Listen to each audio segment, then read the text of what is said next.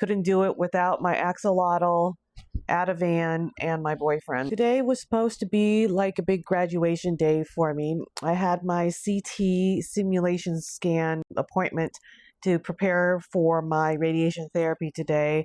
It was like a 3-hour appointment, including scans, consent forms, and all the education that goes on with it. But I ended up not being able to do the scan.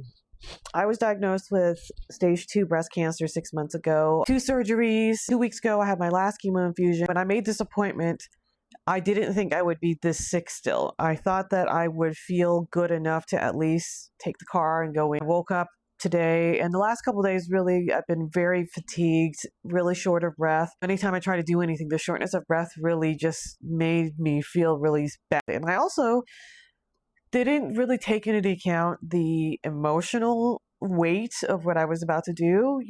I guess I had a long time to think about my chemotherapy and get all the crying done and go through the whole process. I didn't get prepared for it mentally. I talked to my boyfriend a lot about it, but he ended up having to work. It's frustrating for me, but I thought I could do it by myself because it was really just a prep time. I talked about him being there for me when we were really going to do the radiation. I know that we're really concerned with money right now because I'm not working. I guess I would have had my uncle come with me, but it's 2 hours away.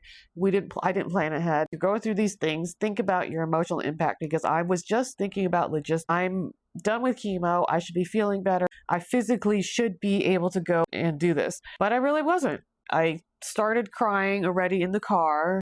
Crying as I got in there. Everybody at the center was really, really nice, and I got through all the consent parts. I was crying the whole time, and I didn't really understand what I needed to do for the CT scan, which was intimidating because of this. This is like a snorkel situation. I had a lot of anxiety. Just couldn't do the scan. I was all the way in the bed of the CT machine, and I just realized just putting on all the things that you need to put on your face and having my nose clipped. I'll talk more about what this is for in a different video, so this one isn't too long. But I just felt really claustrophobic, and I really needed something to grab. I was freaking out in my mind. And you're supposed to breathe evenly and hold your breath for 35 seconds to over a minute, and there's no fucking way that I was going to be able to do that while I was crying. So I basically begged him to let me reschedule the scan part when my boyfriend could come with me and I can bring my comfort toy and get some Ativan. It's just really difficult to do all these things. The emotional weight of the next step is so hard